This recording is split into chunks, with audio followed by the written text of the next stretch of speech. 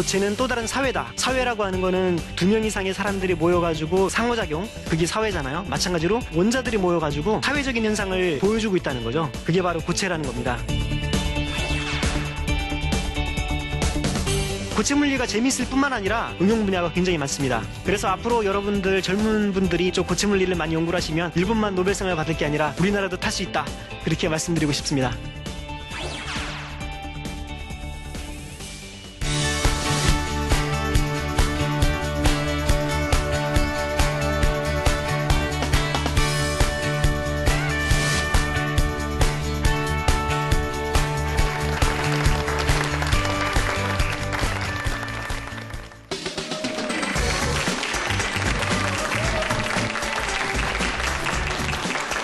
네, 여러분 안녕하세요. 사과처럼 새콤달콤한 과학 이야기가 가득한 사과나무의 저는 유시연입니다. 여러분 혹시 트랜지스터 들어보셨나요? 못 들어보신 분들이 더 많은 것 같네요. 저는 어렸을 때 트랜지스터 라디오라는 걸 들어봤거든요. 그런데 트랜지스터라는 물건을 발명하신 분들이 바로 1956년에 노벨 물리학상을 받으신 분들이라고 합니다. 이게 뭐냐면요. 트랜지스터가 있었기 때문에 텔레비전, 라디오, 냉장고, 휴대폰 이런 모든 전자제품이 생길 수 있었다고 하거든요. 그러면 과연 트랜지스터가 뭘까 궁금하시죠? 그리고 이 트랜지스터가 나오려면 고체 물리학이라는 걸 공부해야 된대요. 고체 물리학은 들어보셨어요? 전혀 못 들어보셨다는 표정이군요. 그럼 오늘의 강연자를 모시고요. 고체 물리학이란 무엇인지 자세히 한번 알아보도록 하겠습니다. 오늘 재밌는 말씀해 주실 이종수 교수님 무대 위로 모시도록 하겠습니다. 박수 부탁드릴게요.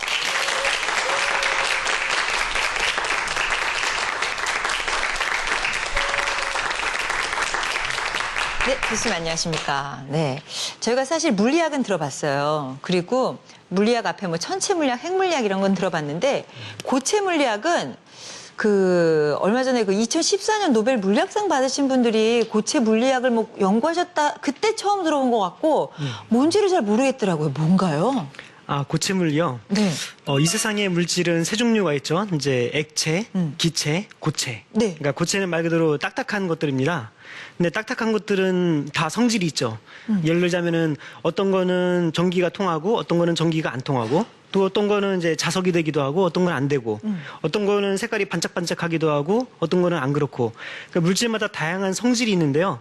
그 성질이 왜 그렇게 일어나는가 이제 그런 거를 연구하는 것이 이제 고체 물리학이 되겠습니다. 반짝반짝한 건 왜 반짝반짝한지, 그 다음에 거칠거칠한 건 왜 거칠거칠한지, 이건 왜 전기가 통하는지 그 성질을 연구하는 학문이다. 네, 그렇습니다. 거기까지는 이해했거든요. 그럼 좀 더 심도 깊은 이야기는 강의를 통해서 저희가 알아보도록 하겠습니다. 부탁드리겠습니다. 그렇습니다.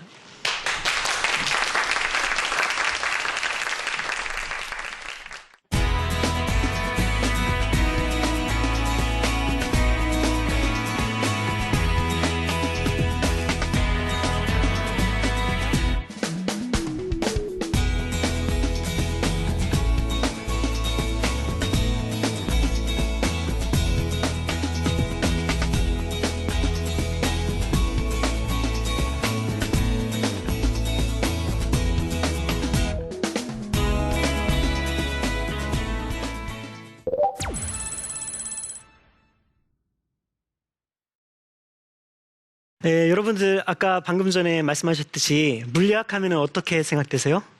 물리학. 예. 어렵다. 지루하다. 그리고 또 많이 저 어렸을 때 많이 들었던 얘기가, 그거 하면은 혹시 밥을 먹고 살 수 있냐. 이제 그런 얘기를 많이 들었습니다. 근데 사실 저도 학창 시절에 그것 때문에 고민을 많이 했어요. 제가 중학교 때 상대성 이론에 대한 책을 읽었거든요. 근데 너무 재미있어가지고 앞으로 물리학자가 돼야 되겠다 그런 꿈을 꿨는데 근데 사실은 제가 머리가 나쁩니다. 그래서 저처럼 머리가 나쁜 사람이 물리학을 하면 이게 진짜 굶어 죽지 않고 잘 살 수 있을까? 이제 그런 생각을 많이 했어요.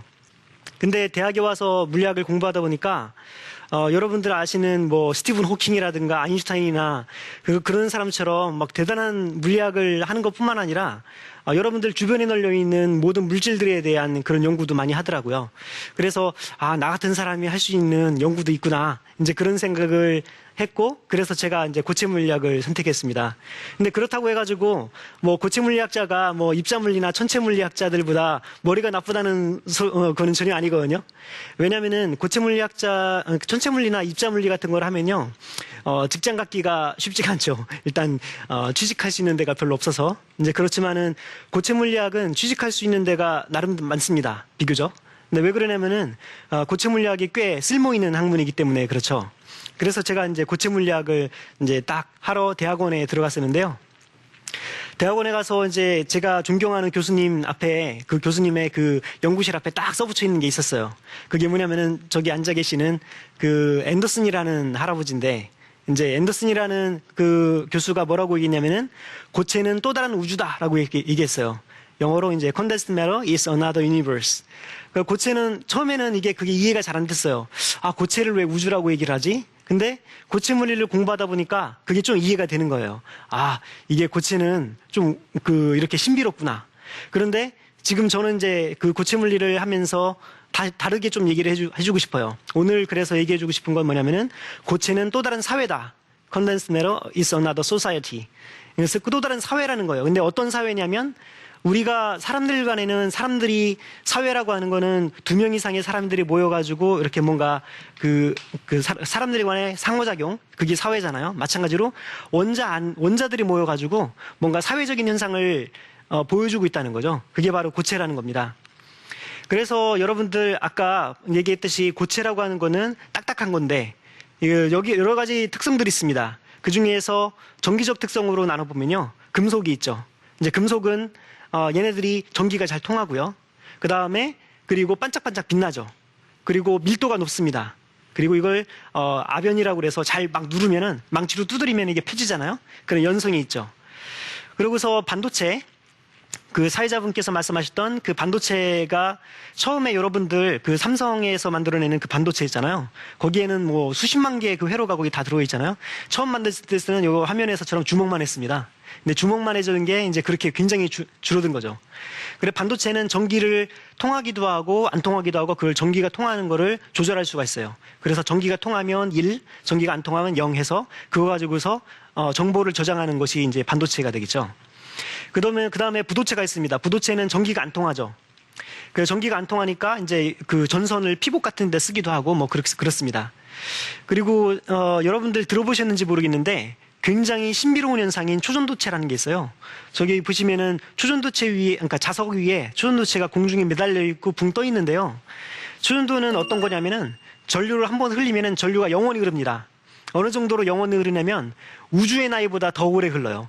그래서 전류가 한번 흐르면 영원히 흐르는 현상이 이제 초전도인데, 그래서 이러한 여러 가지 물질들이 있는데 물질들마다 다 여러 가지 특성들이 있죠. 아까 기계적 특성, 그리고 열적인 특성, 그리고 색깔, 그런 광학적 특성, 그 다음에 자기적 특성, 얘가 자석이냐 아니냐, 여러 가지 물성들이 있는데 그런 물성들이 왜 일어나는가, 이제 그것을 연구하는 것이 고체 물리학이죠. 그래서 고체라고 하는 거를 잘 이제 우리가 눈으로 볼 수는 없죠. 눈으로 볼 수 없으니까 요즘 현대과학에서는 뭘로 연구를 하냐면요, 엑스레이라든가 아니면 전자나 중성자 같은 걸로 이렇게 간접적으로 두드려 봅니다. 여러분들 이제 수박이 있는데 수박이 익었는지 안 익었는지 두드려 보잖아요. 그것처럼 이제 그 고체 안에 뭐가 있는지를 이제 두드려 보는 거죠. 뭘로 두드리냐면 엑스레이라든가 이제 전자라든가 중성자 같은 아주 미세한 입자로 두드리는데요. 그럼 두드려서 나오는 그 반응을 보고서 이제 고체가 어떻게 생겨 있는가, 이제 그걸 알 수가 있는데요. 딱 보시면은 고체는 원자로 구성되어 있습니다. 지금은 돌아가신 이제 파인만이라는 유명한 물리학자가 있어요. 그 파인만이라는 아저씨가 뭐라고 얘기냐면은, 만약에 우리 우주가 아니라 우리 지구가 뭐 어떤 소행성 같은 것이 충돌을 해가지고 멸망한 거예요. 우리 지구가 멸망하고 아주 소수의 사람들만 살아남고 뭐 도서관이라 뭐든 다 파괴가 됐어요. 이제 그런 경우에 어떻게 우리 후세한테 지식을 전달해야 되는데, 지식을 전달할 딱 한 가지만 꼽으라면 뭐를 꼽아야 될까? 그렇게 했을 때 파인만이 뭐라고 얘기하냐면은, 이 온 우주는 원자로 되어 있다. 이제 그거를 얘기해 주고 싶다 그랬어요. 그만큼 원자가 중요하다는 거죠. 근데 원자는 여러분들 이제 중고등학교 올라가시면은 배우시겠지만, 원자라고 하는 거는 그 중간에 가운데에 원자 핵이라는 게 있고 원자 핵 주변에 이제 전자가 돌고 있죠. 근데 원자 핵은 이제 양성자, 중성자가 뭉쳐 있죠. 그래서 이런 원자들이 있는데요. 원자가 이제 하나만 있는 게 아니라 원자들이 서로 뭉칩니다. 그 신기하게 뭉쳐요. 근데 뭉쳐가지고 생겨나는 게 이제 분자죠. 근데 분자 수준에서 연구를 하는 학문이 뭐냐면 화학입니다. 물론 화학도 여러 가지 많이 있지만, 그래서 그런 여러 가지 분자가 더 커져가지고요. 이제 고체를 형성하는 거죠. 고체처럼 이렇게 큰 덩어리를 형성할 때는 굉장히 원자들이 많이 모여 있습니다. 근데 원자들이 모였을 때는요, 걔네들이 뭔가 굉장히 질서정연하게 모여 있어요. 그래서 그걸 우리가 뭐라고 얘기하냐면은 결정 격자라고 얘기를 해요. 그렇게 되면은 원자 이렇게 돌려봐도 똑같고 이렇게 움직여도 똑같고 뭔가 대칭성이 있어요. 그래서 원자들이 어떤 모양으로 뭉쳐 있느냐, 이제 그것이 물질을 구성하는, 물질의 성질을 결정하는 중요한 인자가 되겠습니다. 그래서 현대 과학으로 보면 이제 원자 구조를 직접 눈으로 볼 수도 있고요. 전자현미경을 통해 가지고요. 그리고 전자를 또 볼 수가 있어요. 그래서 실제적인 원자 구조를 딱 보시면은 원자 구조에는 원자들이 막 이렇게 있는데 전자를 이제 본 거죠. 전자현미경으로 전자를 보면은 전자가 마치 원자 안에서 뭐처럼 움직이냐면요. 파도처럼 움직여요. 파도. 근데 여러분들 그 원자 핵 주변에 전자가 움직인다고 해서 전자는 입자다라고 생각을 하잖아요. 근데 놀라운 게 뭐냐면요. 제가 물리학을 공부하면서 굉장히 충격적으로 아주 충격을 받았던 게 뭐냐면 전자나 입자는 입자가 아니라 파동이라는 거예요. 아주 작은 세계로 가면은 입자이기도 하고 파동이기도 하다. 굉장히 놀랍죠. 그래서 실제로 전자가 파동이라고 하는 걸로 해서 여러 가지 노벨상들이 많이 나왔습니다. 그래서 전자의 파동을 이용한 게 이제 전자 현미경이고요. 이제 빛으로 이제 물체를 보듯이 전자로 물체를 보는 거죠. 그런데 이 전자가 고체 안에 들어가면요. 서로 간에 이제 파동처럼 움직이는데 그 파동이 어느 파동 안에 들어가 있냐면은 원자들 안에서 이제 파도 치는 것처럼 이렇게 움직이는 거죠. 그래서 원자가 어떻게 모양을 갖고 있느냐에 따라서 전자 파동의 모양이 다르고 전자의 에너지가 다르고 이제 그러니까 물질들의 특성이 다 달라집니다.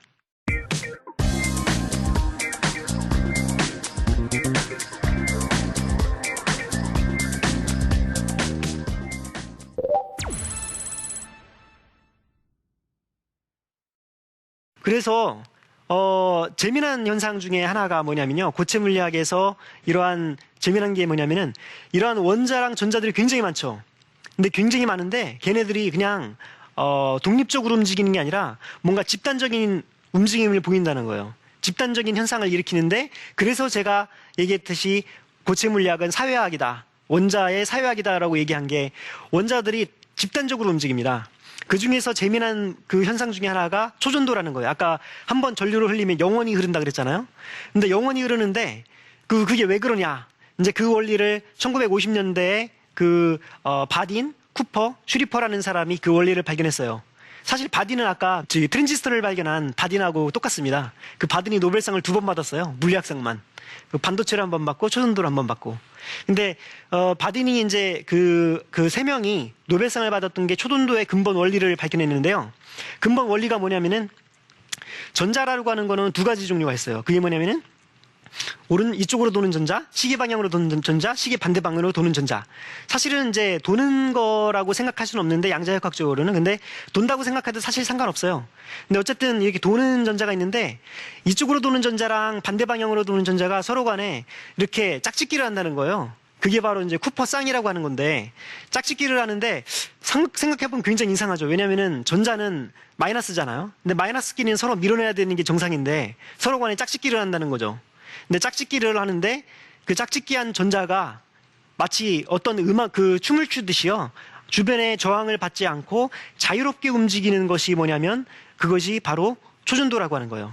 근데 그거는 우리가 생각을 해보면 뭐랑 똑같으냐면요. 이해하기 쉽게 생각을 하자면 만약에 여기 사람들이 많이 있어요. 사람들이 제멋대로 막 움직이면 내가 여기서 저 문까지 가는 데는 사람들하고 막 부딪히게 되겠죠. 그게 바로 전기 저항인데, 근데 만약에 이제 그림에서처럼 지금 사람들이 이제 둘씩 남녀가 짝을 지어가지고 이렇게 춤을 추고 있는 거예요. 음악에 맞춰가지고. 그러면은 전혀 사람들이 부딪히지 않고 서로 간에 춤을 자유롭게 추면서 스무스하게 잘 갈 수가 있습니다. 그래서 고체 안에서 전자들이 짝짓기를 해가지고 춤을 추는 것이 바로 초전도 현상인데, 그러면 음악이 있어야 되잖아요? 그럼 그 음악이 뭐냐면은 원자입니다. 원자가 사실은 용수철처럼 묶여 있어요. 침대 매트리스 생각하시면 됩니다. 침대 매트리스처럼 이렇게 원자들이 용수철처럼 묶여 있는데 온도가 높아지면 얘네들이 진동을 하죠. 근데 진동을 하는데 그냥 진동을 하는 게 아니라 물결처럼 진동을 해요. 근데 물결처럼 진동을 하는데 물결처럼 진동을 따라가지고 아까 짝짓기 된 전자가 슉 움직이는 것이 바로 소전도 현상이 되겠습니다. 신기하죠? 그리고 또 다른 재미난 현상 중에 하나가 뭐냐면은 금속이 원래 금속인데 금속이 이제 부도체가 갑자기 부도체가 되는 현상이 있거든요. 그거를 이제 금속 부도체 상전이라 그래요. 근데 금속 부도체 상전이가 일어나는 것도 생각해 보면 굉장히 재미난 현상 중에 하나가 그 파이얼스라는 사람이 발견해서 파이얼스 왜곡이라는 게 있어요. 근데 3차원적으로 3차원이라고 하면은 이게 공간상이죠, 우리. 공간상에 여러분들 지하철 한번 가보셨죠? 아침에 출근길 지하철 얼마나 사람들 많아요. 사람들 많을 때는 누가 누군지 알 수가 없잖아요. 그리고 이제 우리 신경도 안 쓰죠. 그렇지만 만약에 이제 저 결혼정보회사에서 짝짓기를 하는, 그러니까 짝짓기 그런 표현이 그런데 결혼정보회사에서 이제 그 만남을 주선하는 거예요.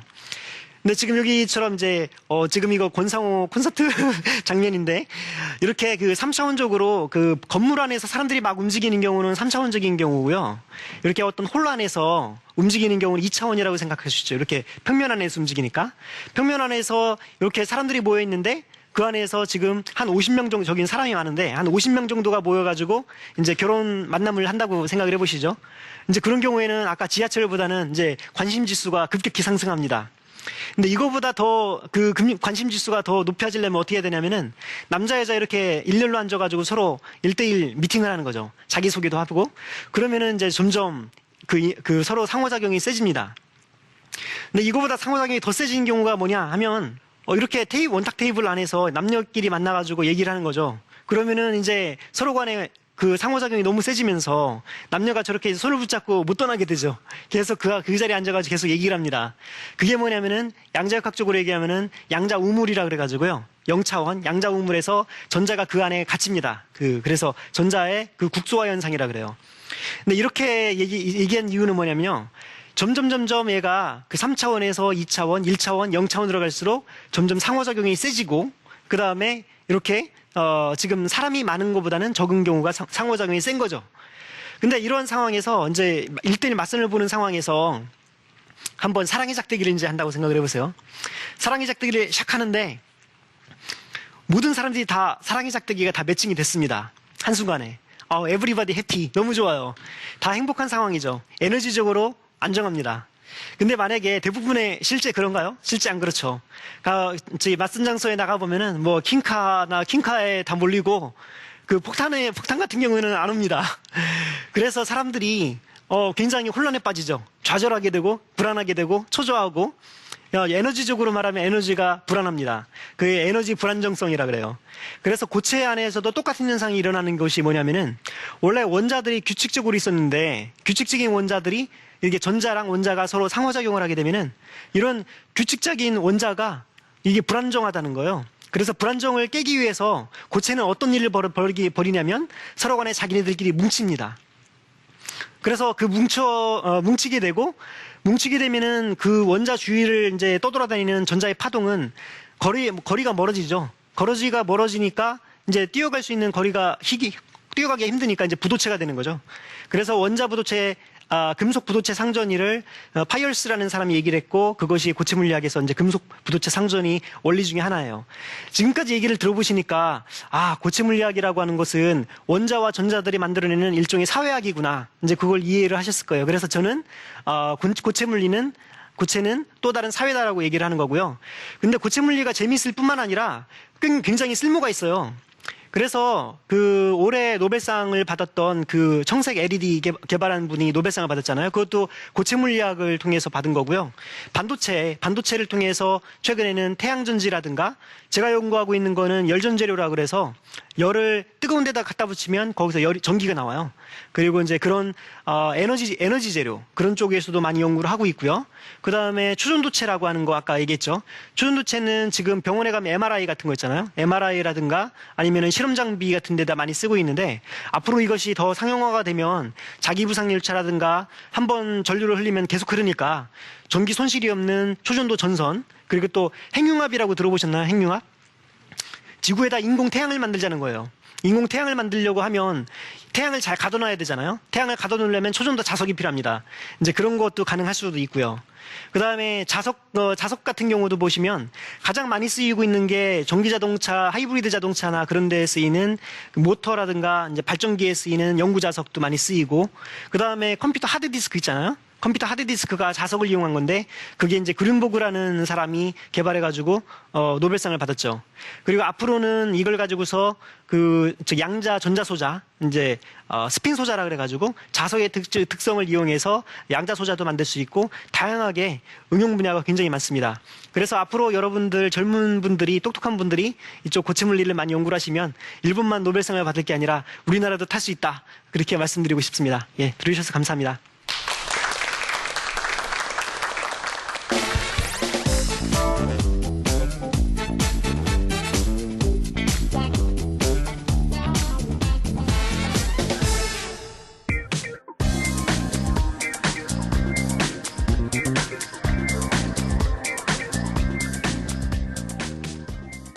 저는 그 암수가 만나서 상호작용을 하는 건 생물의 세계에나 있는 줄 알았더니 고체 속에도 그 원자와 전자들이 그런 만남이 있는 줄 오늘 처음 알았습니다. 예, 재밌는 그렇습니다. 세상이네요. 예. 네. 자, 오늘 오신 분들 중에 혹시 궁금한 질문 있으신 분 질문 받도록 하겠습니다. 네, 한 여성분. 아, 네, 말씀 너무 강연 재밌게 잘 들었고요.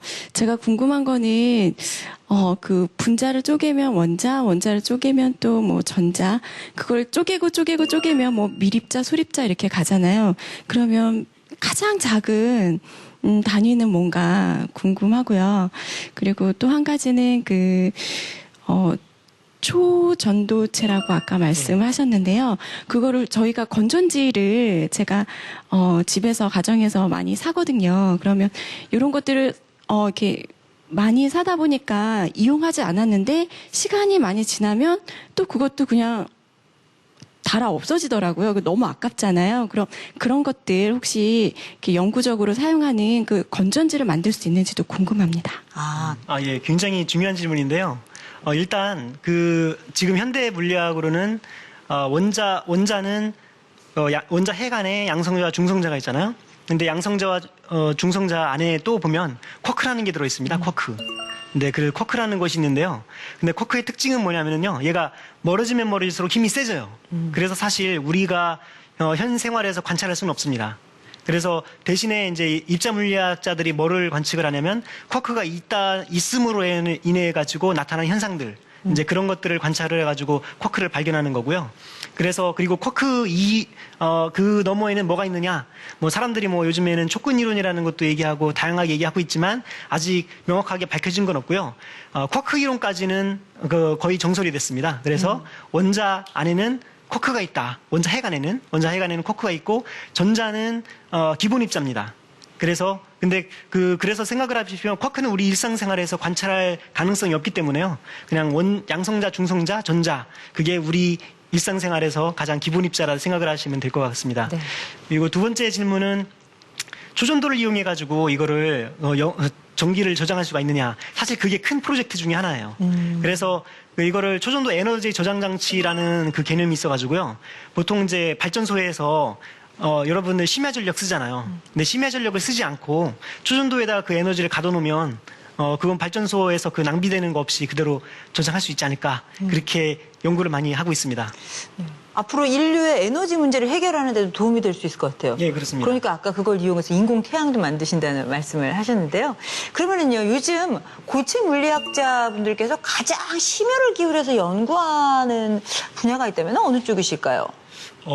고체 물리에서 요즘에 많이 하는 거는 대부분 이제 반도체, 그리고 초전도체, 그리고 자성체, 유전체, 이런 식으로 이제 몇 개 많이 하는데요. 그러니까 반도체는 여러분들 알다시피 여러 가지 전자소자 같은 거를 만드는 데 쓰이지만 요즘에는 뭐 태양전지라든가 아니면은 저처럼 이제 에너지 변환 소자 같은 거 할 때도 응용 가능성이 굉장히 많고요. 그 다음에 자성체 같은 경우에는 그런 아까 스핀 소자라든가 그런 그 미래 차세대 소자를 많이 연구를 하고 있고 초전도는 해결할 게 굉장히 많습니다. 일단은 왜 그런지 고온에서 그런 현상이 일어나는데요. 고온에서 왜 그렇게 그런 현상이 일어나는지 알지를 못해요. 만약에 여러분들이 그걸 발견하면 이제 노벨상을 받겠죠. 그리고 이제 그 유전체는 여러 가지 센서 같은 데 많이 쓰이고요. 그래서 그런 쪽으로 해가지고 고체 물리학자들이 많이 연구하고 있습니다. 네, 알겠습니다. 오늘 고체 물리학이란 어떤 것인지 감은 좀 잡은 것 같습니다. 오늘 재밌는 강연해주신 우리 이종수 교수님께 여러분 큰 박수 부탁드리겠습니다.